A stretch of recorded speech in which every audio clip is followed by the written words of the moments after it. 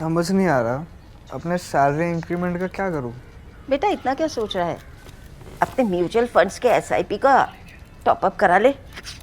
This is the right time. क्या समझ में नहीं आया। बेटा इतना क्या सोच रहा है, अपने म्यूचुअल फंड्स का एसआईपी टॉपअप करा ले। This is the right time. अब समझा।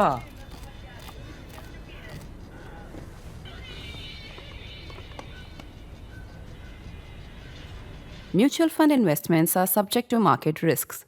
Read all scheme related documents carefully.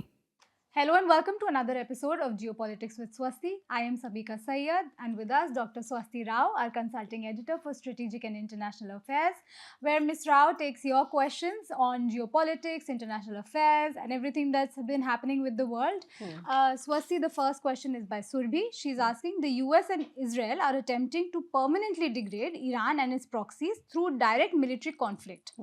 But with energy markets reeling and new splinters and offshoots guaranteed to emerge, is a prolonged war a viable strategy? Yeah. What is the actual cost to benefit ratio here for US and Israel? And is it worth the drag it is placing on the global economy? Yeah, so interesting. And I think today's episodes, we are going to be taking multiple questions on the same conflict. So there we have several questions which are very similar to what Surabhi has asked. So, I'll sort of answer them as I go along. But just to begin with what Surabhi has been thinking about in terms of what is the cost benefit ratio. This war was supposed to end quickly. Right. Now it's been 3 months and nobody knows what is going to happen. So let's just try to place the key variables here. Of course, there is the main variable here is the United States under Trump. Right. Then there's Israel under Bibi Netanyahu, and there's IRGC, the Strait of Hormuz, and whether it's open or not.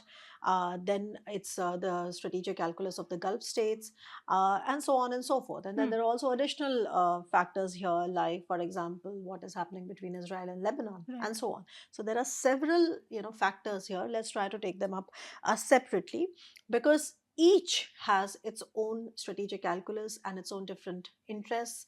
And sometimes it so happens that when we say the US-Iran war, we are somewhere referring to all of these at once. And that is where it becomes problematic. So let's just try to break it down. So first thing is that, is there a deal, or when should we expect a deal?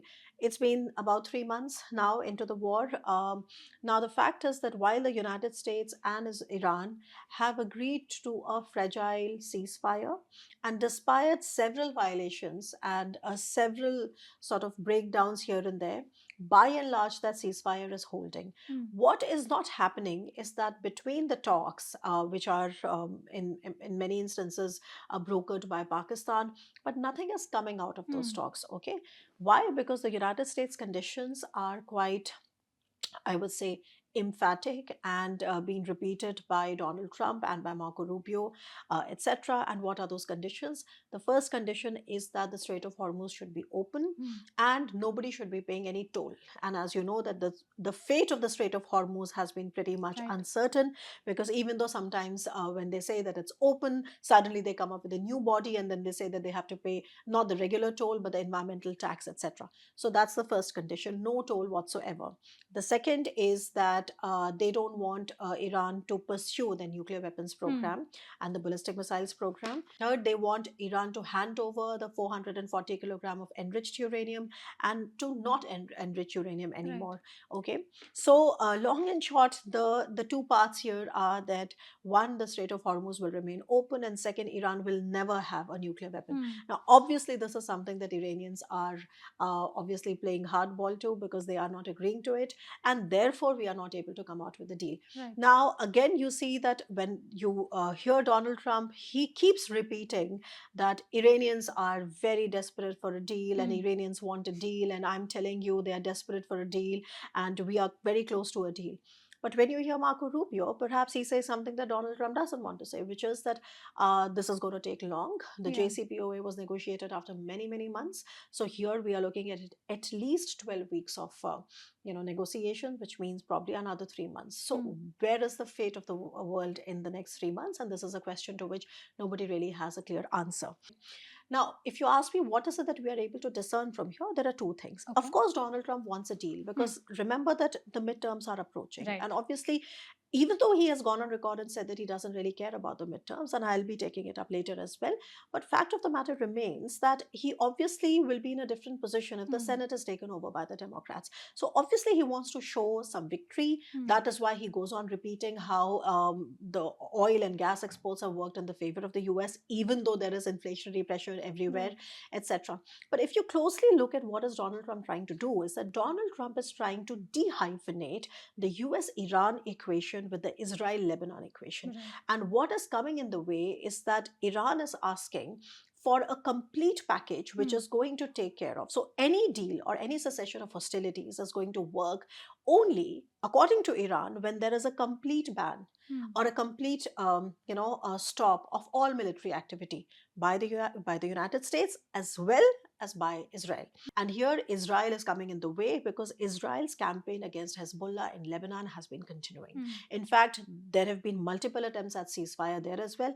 And in that situation, that ceasefire is being moderated by United States. Okay, so we have two mediators in the game.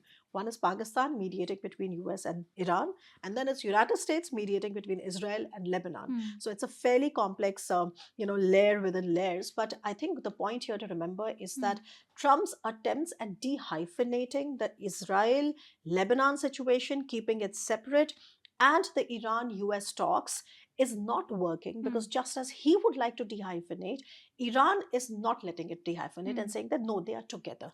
And here Israel's strategic calculus is completely different because remember, Bibi Netanyahu is also fighting, a war of his life in some sense, and so is Hezbollah. And of course, there's a question on it, so I'll come to it later.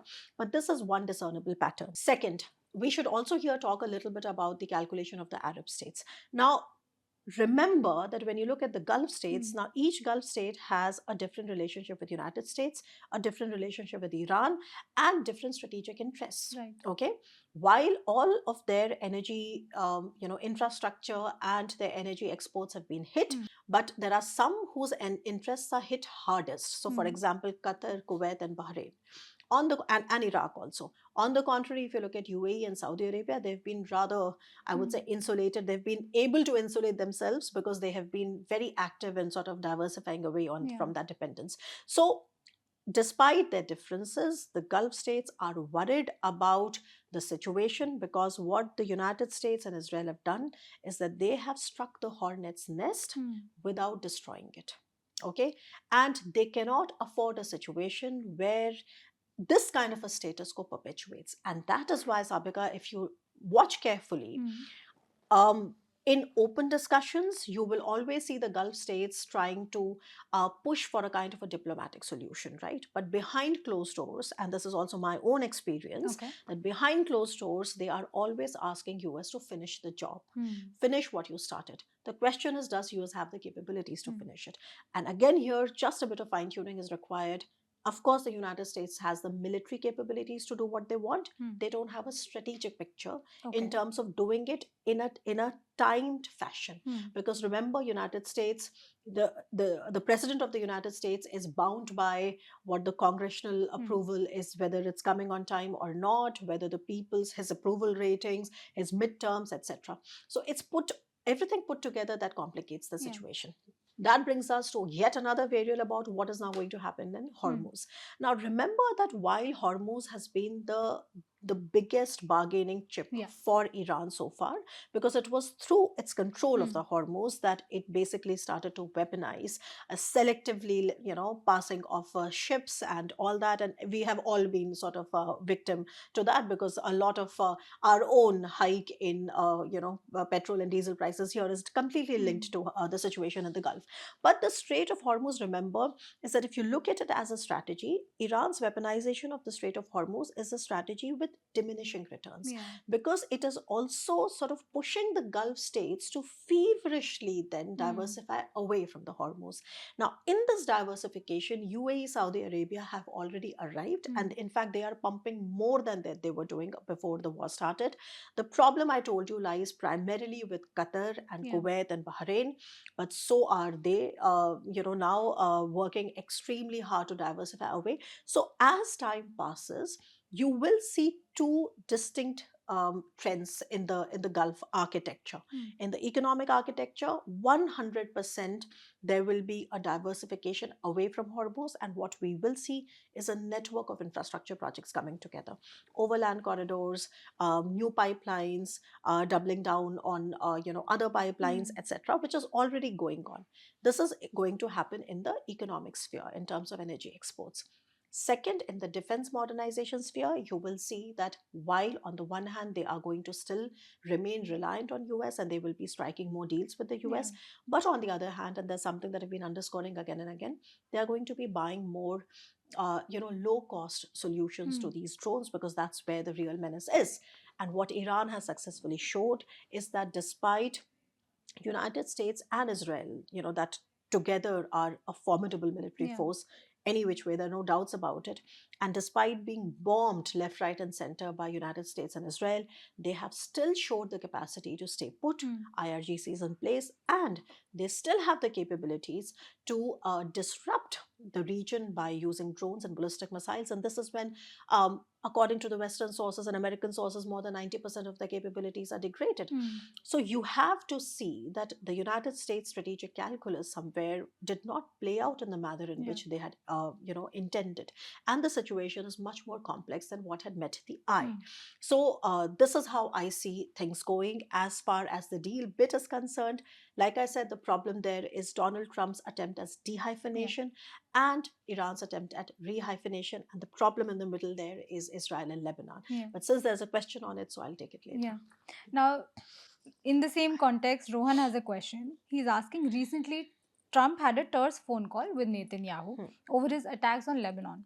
Can you explain what is happening in the region and what this means for Netanyahu's political future? Actually, no one really knows whether these are completely true, but then they have been reported. So reportedly, Donald Trump used his typical expletives against Netanyahu and said that what is wrong with this guy, etc., etc. Now, quickly, we have to understand the Netanyahu question here a little bit better. But before that, let me tell you what is really happening. Now, right now, there is a deal between Lebanon and Israel. And it is so complicated to basically keep track of this, because so many times in the last few months there have been ceasefires, and every few days the ceasefires have been violated. In fact, it has become so much of a joke that I remember during a press conference that Donald Trump was recently holding, somebody asked him, what does a ceasefire mean? And Donald Trump gave a completely new definition of a ceasefire. So we are actually pushed to an extent when nobody really knows if you say a ceasefire, does it mean a ceasefire? Now, while as we speak, there is a ceasefire between Lebanon and Israel, which is again broken by United States. And according to the new ceasefire, the terms are that Israel had really moved into southern Lebanon. This is where most of the Hezbollah installations were. And they had been bombing them left, right, and center. And if you remember, the real question there is that the Lebanese army and the Lebanese armed forces and the government have tried to alienate themselves from Hezbollah, saying that we have nothing to do with it. But the fact of the matter is that Hezbollah is way too entrenched into the Lebanese army, society, political factions, etc. Now, under the new ceasefire deal, what is happening is that Israel has agreed to move away. And if you can look at the map, you can also see where it is. So this is south of a river called Litany River. And Israelis have moved in quite deep there. Now they've agreed to sort of withdraw. But what is the condition of that withdrawal? The condition of that withdrawal is that the Lebanese armed forces are going to set up demilitarized zones, which means that Hezbollah need to be wiped out from there. And there will be buffer zones which will be monitored by Israel. And all of this arrangement is going to be happening under the watchful eye of international daddy Donald Trump. But coming back, this is what the ceasefire is all about. I have absolutely no confidence in the ceasefire, and it can just break down anytime, but this is how it looks on paper. Now, second, let's just understand the Bibi Netanyahu question a little bit better. You know, Netanyahu, ever since he became the prime minister for the first time in 1996, he has seen 5 US presidents, Yeah. okay? And he has had a special relationship with all of them. Yeah. In fact, if you remember the first time when Bill Clinton met him, you remember the famous statement when Bill Clinton exclaimed upon meeting Netanyahu and said that, who's the effing superpower here? That goes on to show that what kind of influence Bibi Netanyahu has had on Right. successive US presidents. So he has seen the US presidents come and go. He has also had a very special relationship with Trump. As far as this particular reporting was concerned, that Donald Trump was mad at him. If you remember later on when Bibi Netanyahu was asked about it, he just sort of brushed it away, saying that, all right, it was a tense situation, things happen, but it's okay. We have, seen worse times and we are going to come out. Because remember, Donald Trump has done for Bibi Netanyahu what no other US president in the history of the United States has done. No other all US presidents, by the way, Sabika, there have been 8 of them ever since the Iranian Revolution happened. And I would love to tell you the details of who those presidents were, but 8 United States presidents have come and gone, and each one of them have tried to find a solution to the IRGC problem. Right. And they've had their own ways of going about it, but nobody has done what Donald Trump has done. So, will there be a kind of a fissure between between Trump and Netanyahu? I do not think so, but I do see that Trump is running out of patience. Okay, and that is something that should concern Netanyahu. That's the first part. Second, remember that Bibi is also going to face elections in autumn. It is very clear. Very recently, the Iranian, parliament has now clarified that there will be elections. So he is going to be facing elections. Now, the minute you talk about elections, you talk about approval ratings. Now, when the war had initially started, and with the gusto and determination with which it had started, Bibi Netanyahu's approval ratings had gone up, okay, in the interim. But as it has started to drag on, as it has started to also, bring up other problems within the Israeli Defense Forces, also there are problems, there are people who are criticizing about lack of magazine depth, etc., and a lot of other things. So his approval ratings have plummeted again. Yeah. So he is going to be facing that situation, and it is not a particularly pleasant situation for him. The other factor is all the other cases of bribery and the other that he's also facing a lot of corruption charges that had been sort of kept on the back burner because he's using his special powers as the head of the state. He does it. Now, last week they opened again. Yeah. Okay, which goes on to show that things are going to be more difficult for him. Then the narrative with which he had started this Operation Rising Lion and now the Roaring Lion, etc., now, all of that is also not being sort of sold at face value anymore because the total victory narrative is also in trouble. Where is the total victory? I mean, the IRGC is still there. Okay. Hormuz is still sort of weaponized. And Hezbollah, despite all the massive bombing campaigns that Israel has done, yes, it has been extremely successful at degrading Hezbollah, but Hezbollah is still there. Yeah. So when you say a final victory or the narrative of your, political military action is final victory, how far or close are you to that final victory, right? And even though maybe in the longer term Israel would still pursue it, but Bibi Netanyahu has to convince the people of Israel before autumn, which is just a few months away. So this is going to be a bit of a problem. And why is Lebanon so important is because according to Bibi Netanyahu, and of course it's my reading, so it's my opinion, in my opinion, Lebanon seems to be one chip that he can still use, because remember that as I was just telling you that they had entered really, deeper into the Lebanese territory, especially in southern Lebanon, and they had retaken many of these positions that they had actually given up in 1982. There was a war, so I don't want to go back there. But so they had retaken many of those positions. It was like really celebrated domestically in Israel, but now they have to agree to a ceasefire. So what I'm saying is that there is a reason why why Bibi Netanyahu is willing to sort of go that extra mile and irk Donald Trump, even though he understands that Donald Trump is also very desperate for a deal with Yeah. Iran.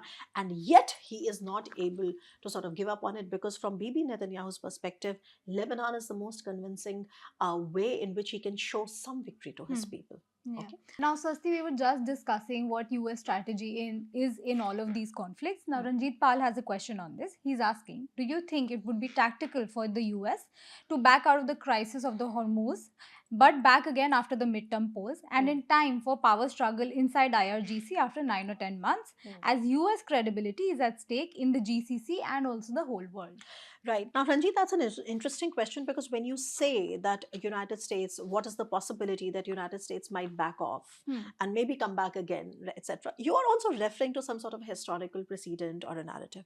And here, I think we should spend some time, because if you don't put things into perspective, sometimes, things do not, you're not able to really understand the gravity of what is happening. Now, ever since the Iranian Revolution has happened, which was the Islamic Revolution in 1979, 8 United States presidents have come and gone. And each of those 8, as I was just mentioning for an earlier question as well, they have tried to find some solution to the IRGC problem. So it started with Jimmy Carter, if you remember. Jimmy Carter was the one when the Iranian Revolution happened and the US, hostage crisis happened. He lost the elections actually because of that. And then came Ronald Reagan. After Ronald Reagan, it was George Bush Sr. After that, it was Bill Clinton, followed by George Bush Jr., followed by Barack Obama. In 2015, it was Barack Obama who came up with the solution of the JCPOA, or the Iran's nuclear deal, which later on Donald Trump was excessively critical of, and he said that he basically just allowed Iran to, pursue their own program, and then also gave him a lot of sanctions relief, etc. So after Barack Obama, it was Donald Trump who then pulled out of JCPOA. After that, it was Joe Biden, and then Donald Trump again. Yeah. Right? So these 8 different people have tried to find some solution, and some of them have also changed the course midway. Okay, should we do this? How far should we go, etc.? And all of that is basically coming from the same concern, which is that unlike authoritarian regimes, you cannot have a ruthless endurance. You are bound by what the Congress wants, what the Senate wants, what the House wants, what your people want, what your voters want, right? None of this applies, frankly, in the same way to authoritarian regimes, because authoritarian regimes are basically black boxes. Okay, so when you say the US credibility suffers or doesn't suffer, it also comes from a lot of internal criticism that Donald Trump is facing. Although on the part of IRGC, you do not hear any internal criticism, because anybody that criticizes the IRGC is basically dispensed with. Okay, now coming back and understanding that there are 8 different precedents that have tried to do it. Now, when you look at it from IRGC's perspective, this is the vulnerability that suits them, because what they have to do is that they have to, I already mentioned that pursuit of ruthless endurance, but for what? So they know that there are precedents. Before Donald Trump, several have come, several have gone. So they have to stay put, they have to persevere. Okay, they have anyway unprecedented capacity to be bombed, and they are also willing to sort of go to any extent possible, making their people bear the cost of economic troubles, etc., to whatever extent possible, just in order to put together the optics that IRGC is staying. So from IRGC's perspective, time, they feel, is on their side, because not only have they been able to withstand all the bombings, but they are also waiting for that election pressure to build up on Trump. And in that sense, the next question is Donald Trump going to back off because of midterms or not? Now, according to Donald Trump's statements, he has said that he has actually gone on record. And, I feel that Donald Trump is one US president whose biggest enemy, or the biggest detractors, or the biggest sort of giveaway, is his own statements. I mean, if he spoke less, the world would be better off. But then he just goes on speaking, and he just goes on speaking whatever comes to his mind, which actually then starts to look as strategic blabber. It doesn't even qualify as statements anymore, okay? The manner in which, and the amount in which, and the language in which he speaks. Now, he has said that I don't care about midterms. I know that these guys are thinking that Donald Trump is going to come under pressure because there's a midterm. I don't care about the midterms, he has said.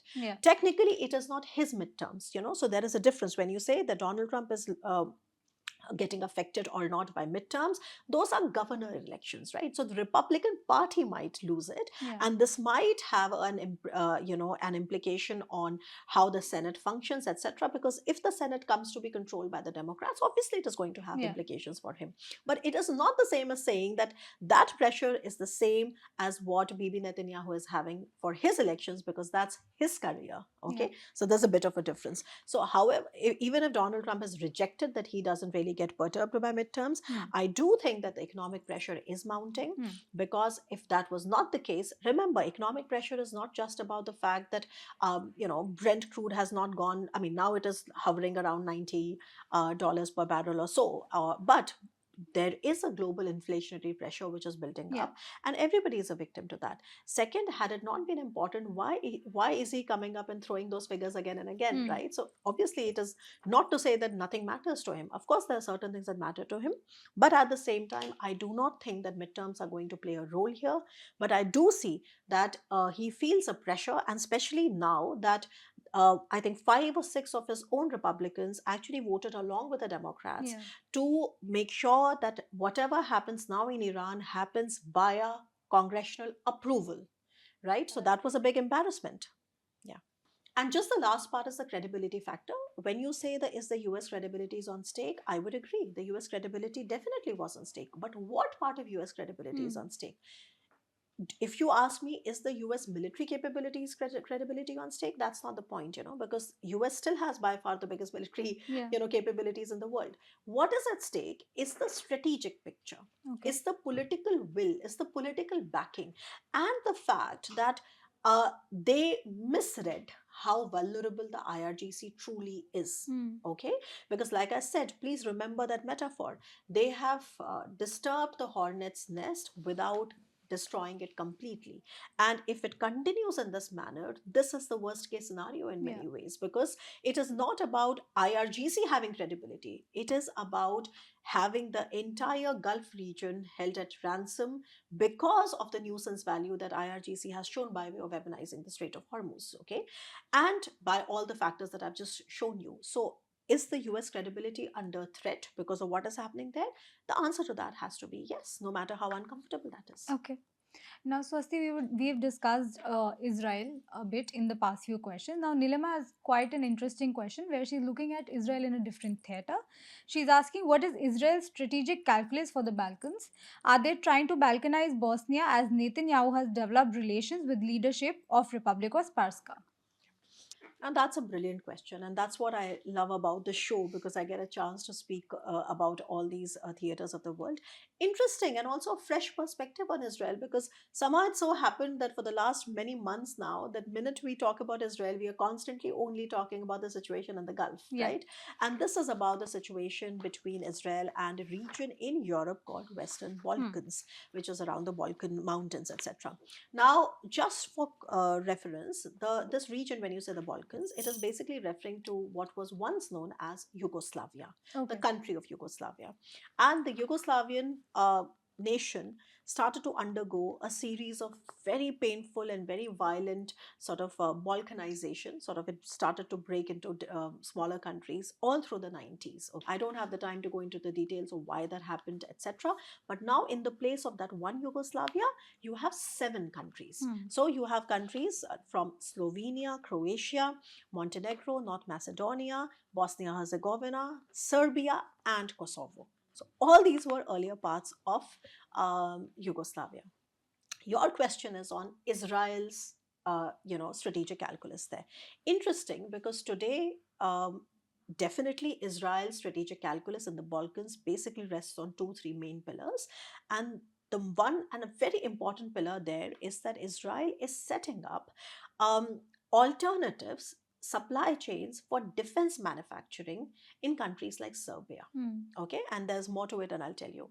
Similarly, Israel is also trying to set up engagement in that part of Europe which is not yet a part of the European Union. Because remember, in the European Union, not everybody is Israel's friend today. In fact, Spain went to the extent of actually putting a complete arms embargo on Israel for its actions against Palestine, etc. So EU or European Union in its entirety is not a very pro-Israel. From Israel's perspective, it's very important for them because the European region, by far, is the biggest buyer of Israeli weapons. Even now, even after Spain put an embargo, even now, Europe remains the biggest buyer of Israeli weapons. But at the same time, Israel wants to cultivate ties with the non EU part of Europe so that it is able to create supply chains for defense manufacturing, which is outside of the Middle East tensions. And that is where Serbia and Kosovo come, and here you have mentioned, Serbia, you've mentioned Bosnia-Herzegovina, and you've mentioned Kosovo. And these three definitely require some extra sort of analysis because I mentioned 7 countries that broke away, from Yugoslavia.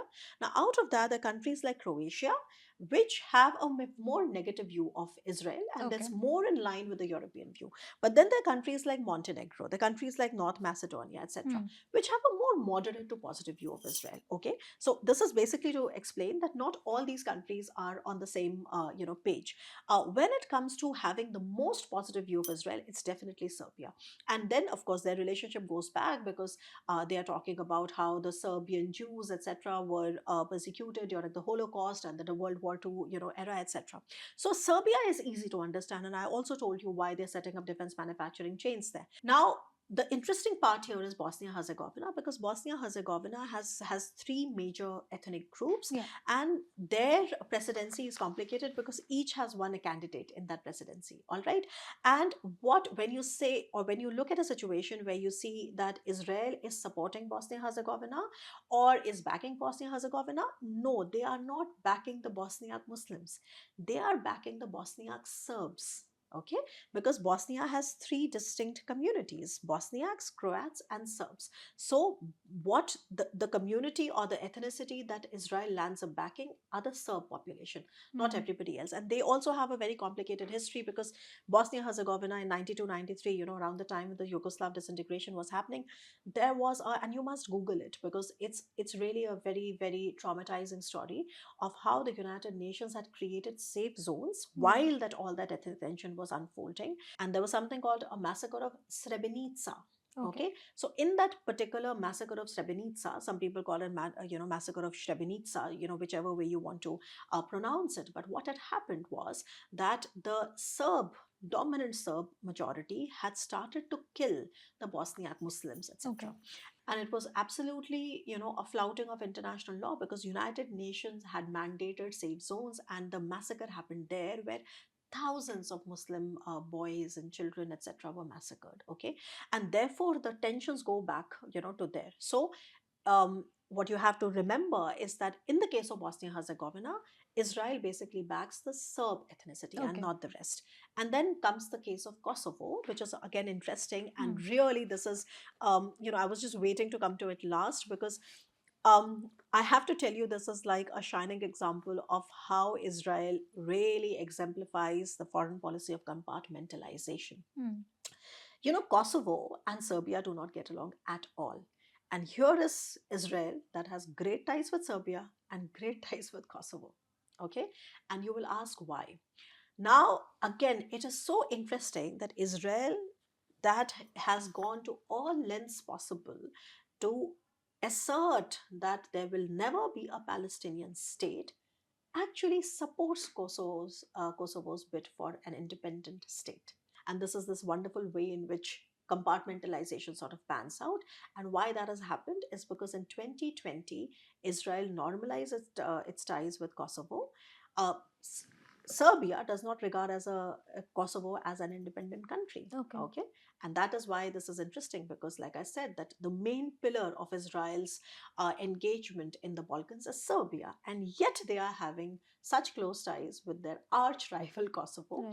And again, this has got to do in 2020. There was a treaty with Washington where they normalized ties. Then Kosovo also opened an embassy in Jerusalem, and this is their way of balancing the pro-US sentiments, right? So on the one hand, they have their own foreign policy considerations with respect to defense manufacturing, etc., that they want to insulate from Middle East tensions, and they also want to retain their stronghold in Europe, in the non-EU part of Europe.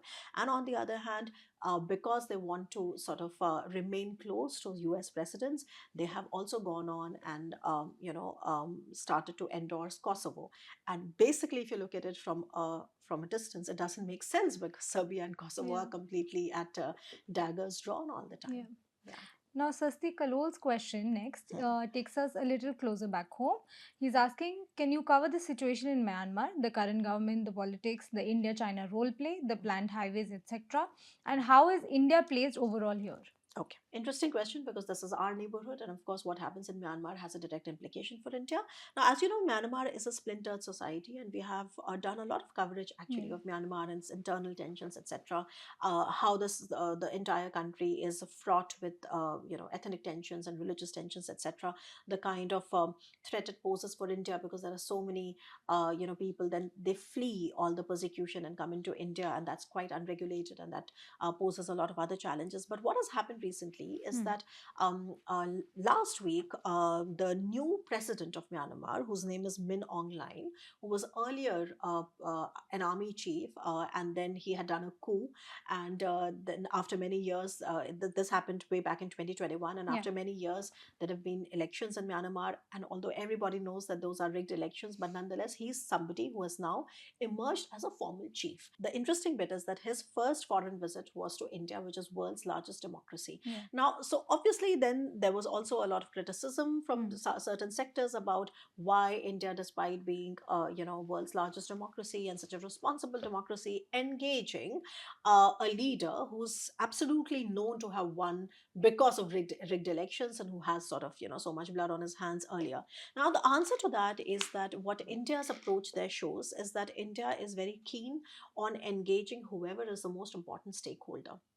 And if you carefully see, this is also a kind of a recalibration that India has done in its foreign policy, not only in countries like Myanmar, of course, which are very, very complicated contexts, but also in Bangladesh. So after the ouster of Sheikh Hasina, India, from our side, we have shown a willingness now to engage the new government. Similarly, if you remember, there was once upon a time, there was a red line approach to Taliban, right? That we are not going to be talking directly to Taliban. Now that red line approach blurred and the red lines turned pink. And now, frankly, you see that there is a willingness on both sides to engage.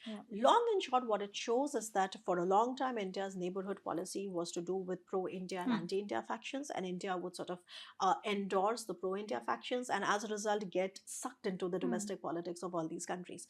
And it happened in Maldives and so on. So the list is long. But just to come back to Myanmar, it shows a kind of I would say a continuation of that Indian pragmatism. You can definitely go on and criticize the genuineness of the results of the election results, etc. I think everybody is well within their rights to do so. But when you're looking at statecraft, right, this is a pragmatism that we require, because if we don't do it, we have a presence of a mighty neighbor called China that is dominating the region anyway. Because, there are 2 or 3 main reasons why we must have engagement with Myanmar, okay? We need stability along the northeastern side. I already told you that there's a major problem of people that are fleeing that persecution, that the refugees that are entering India, and that becomes a security concern. Second, of course, is the connectivity ambitions that India has with the region, because India has several of them. There's a Kaladan multimodal project. There's also Myanmar, India, Thailand highway that we've been pursuing. Then Myanmar is also a part of India's Beamsteak Bay of Bengal, project and strategies. But none of that can really happen if India is not really present, and not engaging the most important stakeholder, right? And to my mind, although this particular visit was quite unprecedented, because like I said, that it was his first foreign visit, but don't be under the impression that we did not have any ties, because even earlier, at the level of NSA, at the level of foreign minister, etc., we have had sort of ties with Myanmar. There've been talks happening, there've been engagement happening. It's just that now it has happened at the apex level. Yeah. Of course, it has certain meaning. And the third factor that needs to be kept in mind definitely is China's rising presence in Myanmar, and that has been something that has been concern, to India. And why so? Because if you look at the screen, you can see the difference between India's trade with Myanmar and China's trade with Myanmar. Yeah. Now, if you look at the screens, you can totally see the difference that Myanmar has when it comes to its trade. So Myanmar already has, much higher trade with China than it has with India. And like I said, that China is also playing a different game of encircling India by increasing presence in, key neighbors. So for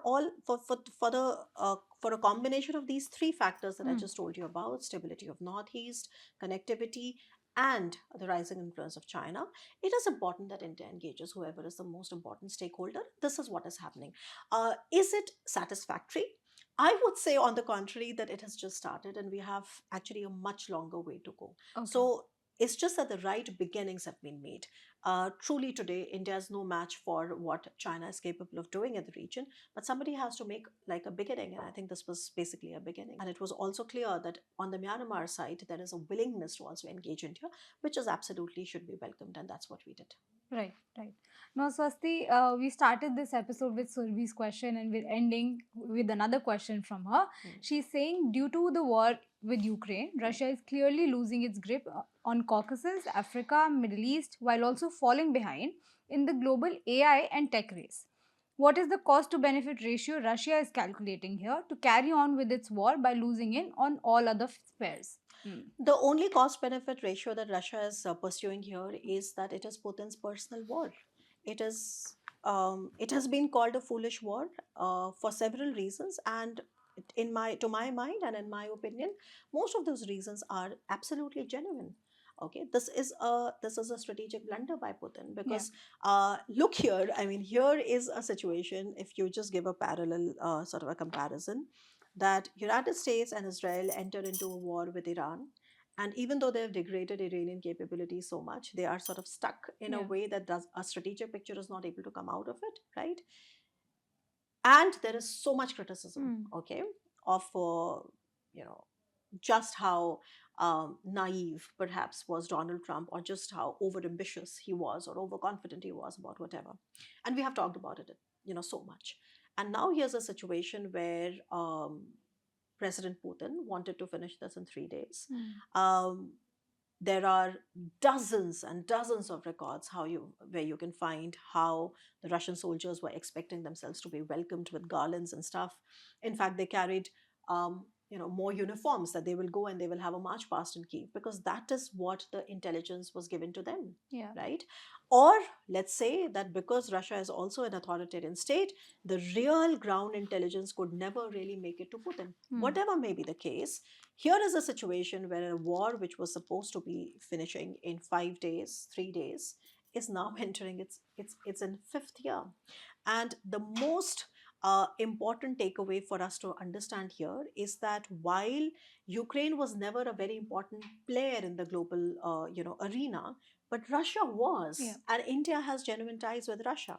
And the longer this war has stretched, it has basically pushed Russia in a very irreversible sort of a marriage with China, which is extremely uncomfortable because Russia and China also have their own problems. But at the same time, and you mentioned the global AI race and all that, and that's where it matters, because Russia was never a technological superpower. Russia was always either a military superpower in a conventional sense, or nuclear power, of course, or an energy superpower or hydrocarbon superpower. So Russia has been selling these two things in the world. It's been selling energy, it's been selling weapons. But for making those weapons, the kind of sophisticated information systems that you require, the chips that you require, everything was coming from the West, mainly Europeans, Americans, etc. Now, as they were cut off from the sanctions, by the way, sanctions have still not been lifted by Donald Trump administration either, they developed all of that reliance on China.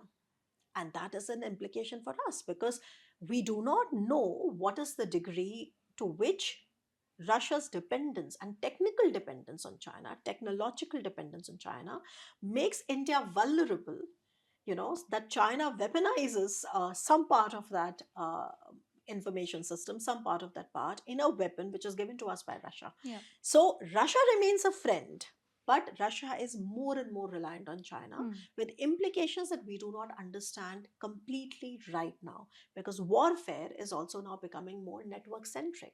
And this is an issue which is raised all the time. However, it is still not a part of the mainstream discussion on Russia, China, Ukraine war, because it is often summarized as a geopolitical situation where, oh, Russia has nowhere to go, so it is pushed with China. I do not agree with it.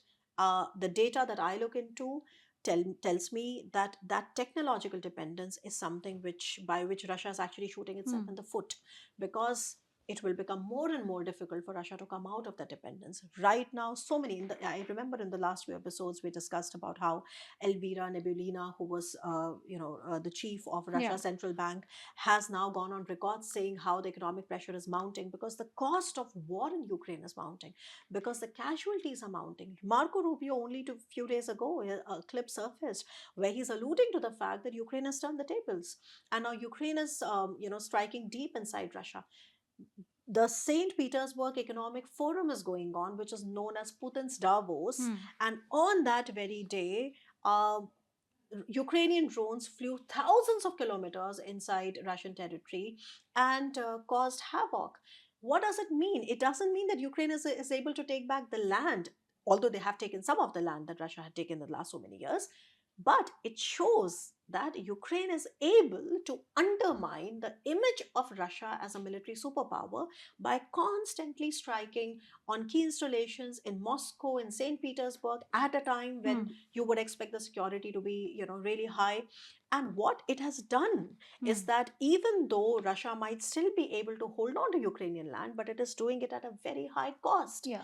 And in that process, why do I call it a strategic blunder?